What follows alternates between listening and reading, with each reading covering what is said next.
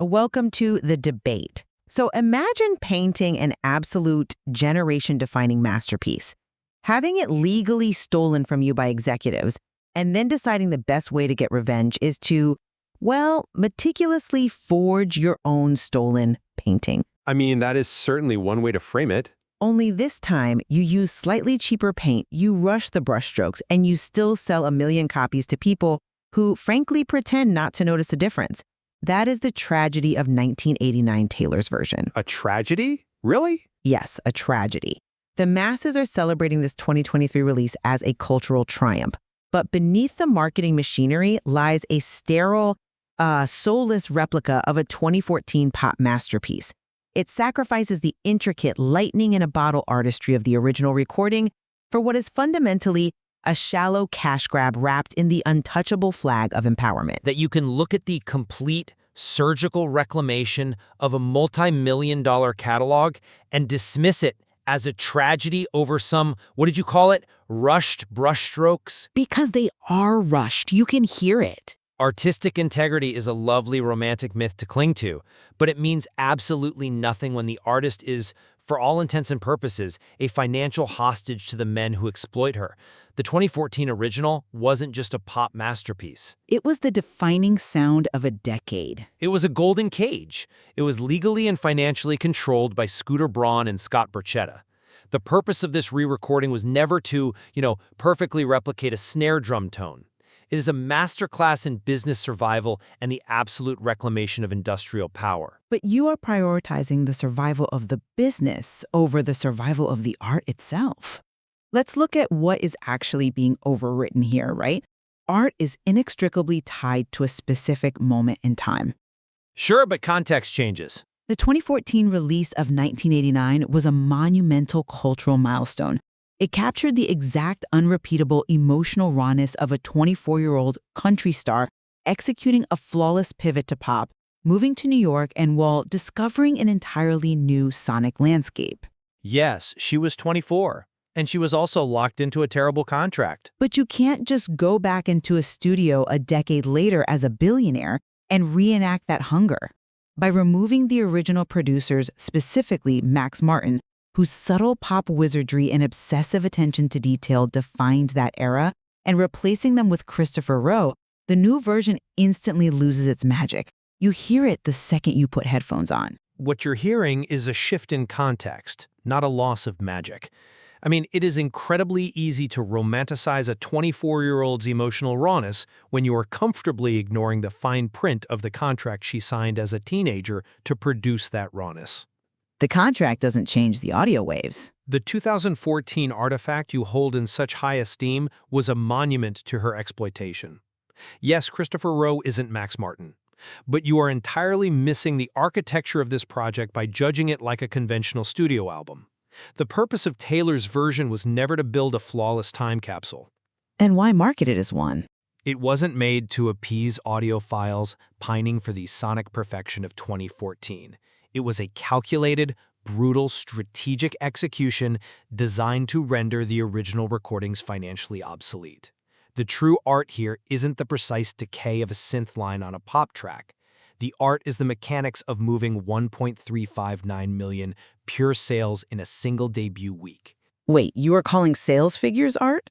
That is exactly the dystopian corporate logic that ruins music. It is leverage. You can call it a masterpiece of leverage, a hostile takeover, whatever boardroom terminology you want to use. But musically, it is severely compromised. Let us examine the actual sonic evidence, which is, after all, what people are actually putting into their ears. Are we just going to ignore the glaring defects? I'm not ignoring them, I'm accurately weighting their importance. Then, let's weight the digital clicking scattered through the second verse of Shake It Off. That is not an artistic choice, it is an audible engineering defect that somehow made it past quality control on the biggest pop album of the year. A minor artifact. Or let's look at Style, which is arguably one of the most perfectly engineered pop songs of the 21st century. The 2023 version is functionally ruined. Ruined? That is highly dramatic. The driving bass synth, the absolute heartbeat of that track, is slightly out of tune. It clashes with the vocal. The snare drum lacks the sharp, aggressive snap of the original. Even her vocal reverb, that echo effect that makes her sound like she's singing to you in a massive hazy arena, it's entirely too distant now. You are meticulously dissecting a corporate coup by the standards of a mixing desk. It's like critiquing the font choice on a Declaration of Independence. The mixing desk is the medium. Without the immaculate production of the original, she wouldn't have the leverage to stage a corporate coup in the first place. She had the leverage because she wrote the songs. When you abandon the late Tom Coyne's warm analog mastering at Sterling Sound for Randy Merrill's bright, flat digital master, you actively destroy the soul of the record. And let me explain exactly what that means for the listener, because it's not just a technical buzzword. Please do. Analog mastering takes the harsh, sharp edges of digital audio files and physically rounds them out, giving the music a rich, physical weight that hits you in the chest. A flat digital master, which is what we get on the 2023 version, just compresses everything. The deep, rumbling bass activity that gave the 2014 album its physical impact is gone. Right. It has been replaced by a flat, stale brick of sound. How can you possibly justify serving a sonically inferior product to the public just because it generated billions of streams? Because the public isn't listening to music on a $10,000 analog setup in an acoustically treated room. Your dedication to analog warmth is touching, it really is, but it is completely divorced from reality. It's the reality of the art. While you and a handful of purists weep over a 15,000 hertz frequency buzz or the exact micro-tuning of a bass synth on Style, the market has overwhelmingly spoken. The album sold 1.4 million copies on vinyl alone in 2023. It became the best-selling vinyl album of the year. Do you seriously think those 1.4 million buyers are agonizing over a fractional difference in vocal reverb? No, because they are buying it as a piece of merchandise to display on a shelf, not a record to critically listen to. They are buying it because they are participating in a movement. They are actively, consciously choosing to support a slightly imperfect work that the artist actually owns, rather than streaming a perfectly engineered product from which she has been alienated. But the product suffers. You keep asking how I justify it. The commercial utility of this album isn't just a byproduct of the release. It is the entire point of its existence. The original album was the product. The re-recording is the mechanism of her liberation. A mechanism shouldn't degrade the music. She weaponized an entire global fan base to break the chains of predatory label contracts. That is a far greater achievement than a warm bass line. A mechanism of liberation should not require degrading the quality of the work. You cannot separate the corporate triumph from the fact that it sounds like a cheap imitation. Let's talk about the vocals. Okay, let's talk about them. The vocals on Taylor's version are mixed entirely too high. They are pushed so far forward in the mix that they sound exposed and dry. In 2014, the mix engineer Servan Jania perfectly integrated those tightly multi-tracked vocals, layer upon layer of her voice, with the instrumentation, creating a dense, immersive wall of sound. Now she just sounds like she's singing karaoke over a backing track. She's a 33-year-old woman singing songs she wrote at 24. Of course, the vocal texture has changed. It's not just the texture, it's the intent. Take Blank Space. In 2014, that song was a razor-sharp, immediate satire born of real-time media scrutiny. The exact timing of the pen click sound effect, the breathless, almost unhinged delivery, it was a 24-year-old twisting the knife on her own tabloid image while she was actively living inside that tablet storm. And she survived it. At 33, singing that same song as an untouchable billionaire, the irony is completely hollowed out. She is performing a memory. The desperate urgency of the original artifact is gone. Performing a memory from a position of absolute unassailable power shifts the irony beautifully, don't you think? Yes, the pen click might sound a millisecond off and the vocals might lack that breathless, panicked quality, but the context has shifted. She is no longer the victim of the media narrative. She owns it, literally and legally. Which makes it bad satire now. You say that ignoring audio quality for the sake of ideology turns the music into mere merchandise. Yet that merchandise registered 176 million global Spotify streams in a single day. It broke the record for the highest single-day streams globally for an album in 2023. If the soul of the record was truly sacrificed, the public would have rejected it. Instead, they consumed it at a rate that defies the gravity of the modern music industry. Mass consumption is not proof of artistic quality. Fast food is massively consumed. No. But it is proof of alignment. You are confusing a subjective preference for a specific sonic profile with an objective loss of value. The value hasn't been lost. It has simply been transferred from the audio fidelity to the narrative. The narrative shouldn't eclipse the art. The brilliance of Taylor's version is that it proves sonic perfection is not the ultimate driver of cultural consumption. Narrative, ownership, and artist-audience alignment are vastly more powerful forces than analog warmth. But that narrative alignment completely ignores the emotional truth of the individual songs. If you are stripping out the emotion to build a corporate narrative, you are betraying the art. What about a song like Clean? What about it? Imogen Heap's original production had a fragile, glassy quality that perfectly matched the lyrics. The 2014 version was a raw nerve. It was an intimate portrait of someone actually in the messy, painful process of processing loss and desperately trying to find a way out. It was recorded in just 2 takes in Imogen Heap's personal studio in London. Yes, it was raw. You can hear the breath, the hesitation. The 2023 version takes that incredibly intimate moment and polishes it to a blinding, sterile shine. The vulnerability is entirely erased. You cannot replace the emotion of an artist bleeding on the track with the smug satisfaction of an artist who knows she's already won the war. Clean is actually the absolute worst example you could use for your argument because it is the one track where the 33-year-old vocal is an objective, undeniable upgrade. An upgrade in pitch precision, perhaps, but a total downgrade in emotional resonance. An upgrade in meaning. The maturity in her voice now proves she actually did get clean. She survived the industry that tried to bleed her dry. It brings a profound structural resolution to the song that the 24-year-old simply couldn't provide. She isn't bleeding on the track anymore because the wound has healed.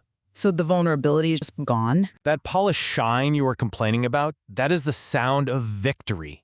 You're asking an artist to forever remain in a state of traumatized fragility just so you can enjoy the pristine aesthetics of her pain through your high-end headphones. That is precisely the kind of exploitative, voyeuristic consumption this entire re-recording project was designed to destroy. If we want to talk about how she uses this project to rewrite her own history and destroy past narratives, we absolutely have to look at the From the Vault tracks, the 5 new songs produced by Jackie Antonoff. These additions are explicitly marketed as lost artifacts from the 1989 era. They are from that era. We are told they are from the original Vault, yet they are blatantly retroactive alterations. They do not sound anything like 2014 synth pop. They weren't meant to be placed behind glass in a museum exhibit. But they were marketed as a time capsule. And yet, if you listen to her lyrical delivery on a track like Now That We Don't Talk or Is It Over Now, it is incredibly verbose. It's talky. It is fundamentally modern. It completely lacks the sharp, streamlined, minimalist pop hooks that defined the original 1989. It bridges the gap. These Vault tracks sound exactly like leftovers from her 2022 album Midnights. The original 2014 album was universally lauded by critics for being incredibly sonically cohesive. It had a singular vision. Injecting these anachronistic, overly wordy tracks right into the middle of the project shatters that cohesion. It reveals the entire project not as a faithful restoration of a stolen masterwork, but as a disjointed revisionist history designed purely to feed modern streaming algorithms. Calling them anachronistic completely misses their function. You're analyzing this like an archivist when you should be looking at it like a CEO. Well, we are talking about an album, not a quarterly report. Those exact Vault tracks you are dismissing as verbose filler, Is It Over Now, Now That We Don't Talk, and Slut, occupied the top 3 spots on the Billboard Hot 100 simultaneously. That is not an accident. They were a fiercely calculated mechanism designed to generate massive, immediate hype. Hype at the expense of artistic integrity. Hype to sustain an empire. You do not sustain a multi-billion-dollar juggernaut like the Erasmus Tour by merely handing people a dusty, exact replica of a CD they already own. and telling them to appreciate the snare decay. You inject new life into the intellectual property. New life that doesn't fit the old record. The modern delivery, the Ananoff production, that is precisely why they succeeded. They built a bridge between the nostalgia of 2014 and her current cultural dominance in 2023, ensuring the release was an undeniable, unavoidable cultural event, rather than just a legal necessity to devalue her old masters. By turning the album into a calculated mechanism, as you so coldly put it, she actively diminishes what made 1989 great in the first place. The original album wasn't just a commercial hit. It was a vanguard moment. It single-handedly forced pretentious music critics to finally take pop music seriously. Which she capitalized on perfectly. It was the absolute genesis of poptimism. It changed the entire trajectory of post-millennial pop and won Album of the Year precisely because it was an impeccable, forward-looking creation. By padding it with recycled Midnights-esque filler just to game the Billboard Hot 100 and dominate streaming, she is no longer innovating. She is coasting on past glories. Coasting? Yes. When you release an album with 4 physical covers, endless vinyl color variants, and Target-exclusive Polaroids, it's not an artistic statement anymore. It's a merch drop. She has turned herself into the last remnant of a dying monoculture, relying entirely on safe nostalgia instead of pushing the boundaries of what pop music can be. Coasting. That is a remarkably naive reading of the situation. She is single-handedly restructuring the global music industry. You sit there and lament that she isn't pushing the sonic boundaries of pop music, completely ignoring that she is doing something infinitely more profound. She is pushing the boundaries of pop economics. Economics is not art. The re-recording of 1989 didn't just change the charts, it changed the boardroom. Look at the actual industry fallout from this. Major record labels are currently panicking and rewriting their standard contracts. For decades, the standard major label recording contract stated that an artist had to wait 5 to 7 years from the release date of the original album before they could legally re-record it. Which is the exact loophole she used. Exactly. And today, because of the sheer financial devastation she unleashed on the value of her old masters, attorneys are receiving label contracts that expand that re-recording restriction period to 10 years, 15 years, or even 30 years. She weaponized her massive, loyal fandom to completely rewrite global contract standards. To the detriment of new artists. She proved that the actual master recordings hold zero power without the artist's ongoing goodwill. That is a structural revolution that alters the power dynamics between corporations and creators forever. And I'm sorry, but that is a revolution far more significant than any perfectly tuned synth beat or analog warmth. A structural revolution that ironically results in harsher, more restrictive, draconian contracts for every future artist. She is pulling the ladder up behind her, locking the next generation of artists out of the exact same loopholes she exploited to gain her billionaire status. The industry is reacting, yes. Labels are now terrified, so they are punishing new artists to ensure a Taylor's version never happens again. But even putting that devastating irony aside, you are constantly conflating legal triumph with artistic merit. They are not mutually exclusive. They are when the art suffers for it. Winning a boardroom battle, humiliating executives, altering contract law, none of that magically infuses a stereo, pitch-corrected recording with a soul. The 2014 1989 remains the true, irreplaceable artistic artifact. A stolen artifact. It captured the exact, volatile chemistry of those specific writing sessions. It captured the palpable tension of a young artist risking her entire safe country music career to make a definitive pop statement. No amount of pure sales, marketing brilliance, or spiteful retaliation against industry executives can buy back that raw, in-the-moment magic. Once it's gone, it's done. It's transformed, not gone. The 2023 version is, and will always be, compromised art. It is a billionaire's rigid imitation of a hungry artist's masterpiece. A hungry artist who was being fed on a leash. Your reverence for the 2014 artifact completely ignores the reality of its creation. Without ownership, That artifact you worship is merely a monument to our exploitation. The music speaks for itself. The magic you claim to hear is just the sound of a young woman generating immense generational wealth for men who would later sell her life's work out from under her like a piece of used furniture. The circumstances of the ownership do not change the physical sound waves entering the ear. The 2014 album is objectively superior as an audio experience. The boardroom is the canvas now. The 2023 release is the sound of absolute liberation. It is the sound of an artist realizing that the art itself, no matter how sonically perfect, no matter how much analog warmth Tom Coyne managed to press into the vinyl, is entirely vulnerable if the mechanics of ownership are not secured first. It's a sterile replica. You call it a sterile replica. I call it armor. The slightly flat master, the changed snare, the distant vocal reverb, the mature vocals that lack that frantic youth, they aren't defects. They are the scars of survival. And in the brutally commercial reality of the music industry, survival is the highest form of art. Survival is a biological and financial necessity, certainly, but it is not synonymous with artistic purity. The history of music will look back at the 2014 album as the definitive sonic achievement that defined an entire decade of pop music. We will see about that. The 2023 re-recording will be a footnote.